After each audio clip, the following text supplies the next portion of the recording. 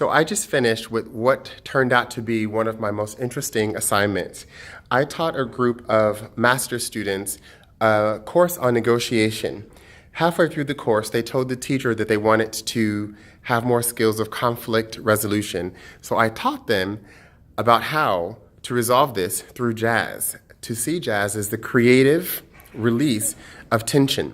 I explained to them the theoretical areas that the module came from, the pedagogic, the conflict resolution, the power, the cross-cultural, and I said, but all these questions about tension are also related to the arts, and so let's look at jazz. I could have done the same thing with Michael Jackson. At one point, I had to explain to them that in traditional business school education, not only would we not look at the world in such a way, not look at negotiation, for example, as a conflict, but equally, we would not have them participating in generating the knowledge. So I had a lot of exercises like, for example, you know those carry bags that everyone has that has those statements on it? So we went through about how those bags are resulting from government policy, but now people are using them to brand themselves personally.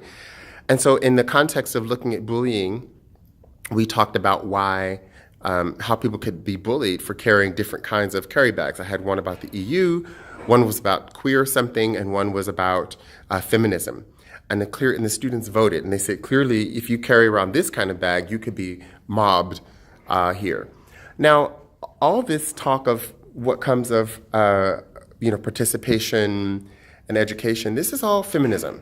But I couldn't use that word because many people turn off as soon as you hear it, and particularly as soon as you hear or see someone like me talking about it. But I had to explain to them that traditionally, ethics and ethical thinking in business schools would have been relegated to the very last chapter of any book. And I showed them, I bring marketing books to my class, finance books, strategy books, and only the last chapter is ethics.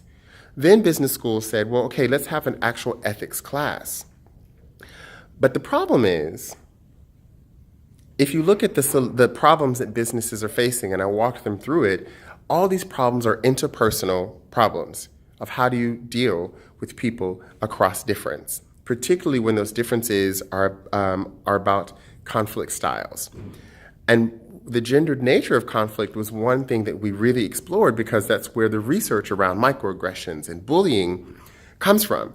But it's also where the research around empathy comes from. And I had to really explain to the students that now if I'm teaching you to develop empathy through critical thinking, through participation, through discussing controversial issues and coming up with interventions, then I'm actually doing something very different than what the traditional business education asks for to achieve the same learning objectives.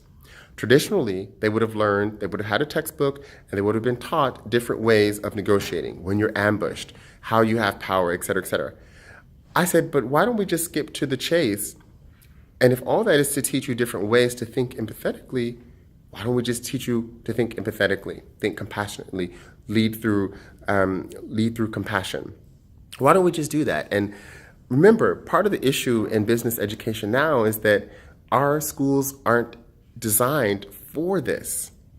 Our schools are designed that we have a lecture, that I hold the knowledge and I dump it into you, and that maybe you have a chance to discuss it. But to do something in a participatory, educational way is A, feminist, but it's B, a new way of working that reflects a serious tension in business school education today. Because there are no more textbooks.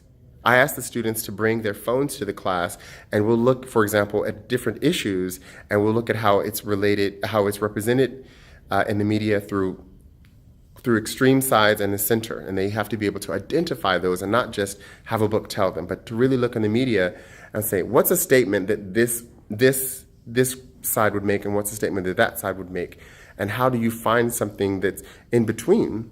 Because equally, they're not going to represent what their issue is. They're going to represent their power to influence that issue. And how do you sift through that? And even to use your phones to do that and to use those resources is what's new. So now I've got to go back and have this conversation in the broader business education context. I thank you for your time. I'll see you later.